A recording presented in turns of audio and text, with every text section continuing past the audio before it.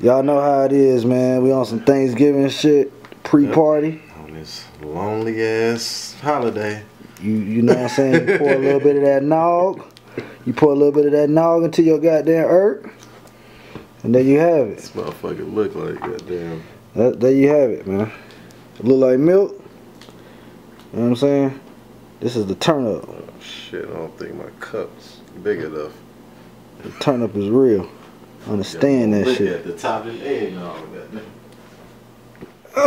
Alright, what you say, bro?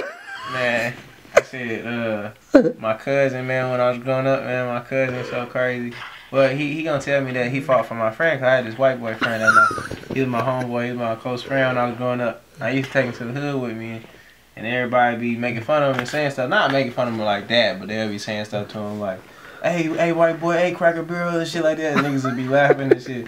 And I'd be like, damn, that's kind of fucked up. Hey, Trent, we still gotta play basketball. I'd be looking at the nigga like, you're not giving up. You know what I'm saying? Right. Yeah, so then, like, when we was back in my hood in Lafayette, and then this black dude said something to Trent, and my cousin Delonte just stood up for him, and he fought the dude.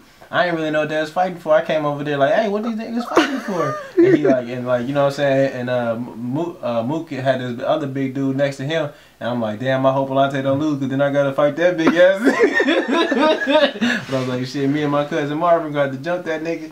And then, damn, Trent, years later, I asked my cousin, what was he fighting that dude for? He's like, man, I was fighting for your friend.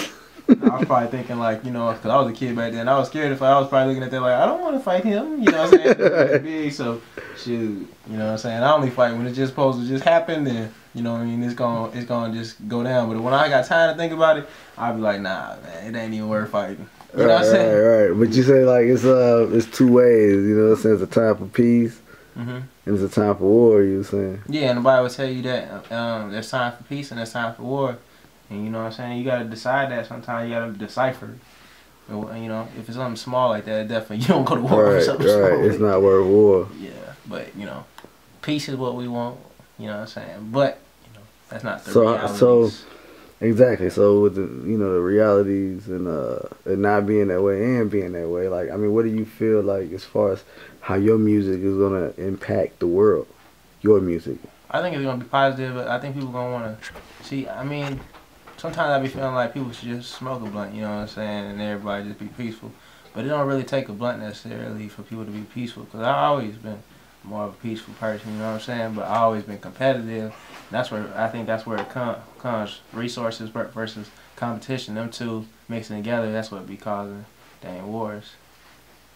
You know what I'm saying, competition and who got the resources. Right. So how you think your music is going to impact that? I think it's change. Is it gonna be change in a positive way? Yeah, it's gonna affect it in a positive way. Obama shit or what? It's like I mean, it's my own thing, not election. You know what I'm saying? But it's a nomination of the people. That's why my brand is called Popular By Demand. You know what I'm saying? I speak for the people. I speak for the younger kids that you know what I'm saying want to do something creatively with their life. You know, besides just going to work a 9 to 5. Right. You know so you motivating people to get out and make it happen on their own. Yeah, make their own jobs. Yeah. Well, how would you separate the people who you think can do it versus the ones you think can't do it? They just ain't built for it mentally, physically, or they can be built for it. They just gotta like it's not just for hip hop. You know what I'm saying? A lot of people ain't built for hip hop, but like they can always be built to make their own business. It's just you gotta find out what's comfortable with you. You know what I'm saying? And watching others gives you inspiration. So that's what the art's all about. You know, shout out to Grind Hard Energy for endorsing, you know what I'm saying, my events and everything, and you know, looking out for the drinks, and dang, everybody that's a part of this movement right now that we building is Popular By Demand and Dark Image Entertainment. That's what it is. Always numb to the world. 24/7. I mean, I'm saying, like, what be having you in that mode? Like, you know what I mean? Shoot, I just try not to sweat anything too much. I just always just try to, you know, even if it's a big problem, I just try to see it as a regular problem. Because every problem can be figured out, so. Right. It's always a solution to a problem. Yeah. That's all that I do. I'm trying to make this shit work out for the next year, man. It ain't even like that. I've been 15, doing this really seriously. And every year since I was 15, I always told myself, hey, next year. But I'm actually starting to feel like a veteran, but I'll be a rookie in the game. But as far as just my skills and the stuff that I've embraced from being inside music so long, I feel like I'm ready to, you know, take it on and get with a corporation or make my own corporation moves to.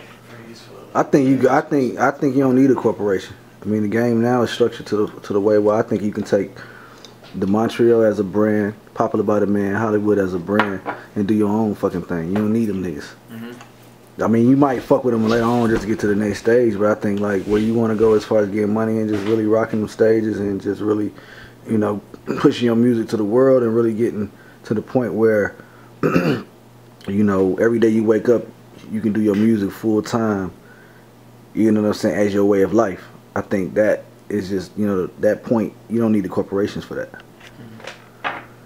That's true.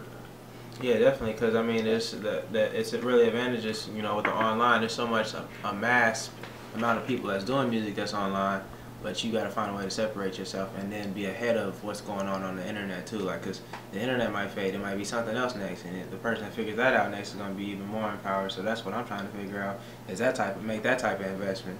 But also, you know, I'm always making the music, but I'm looking at the biggest business aspect in music too. That's why I like to mess with people in the music industry.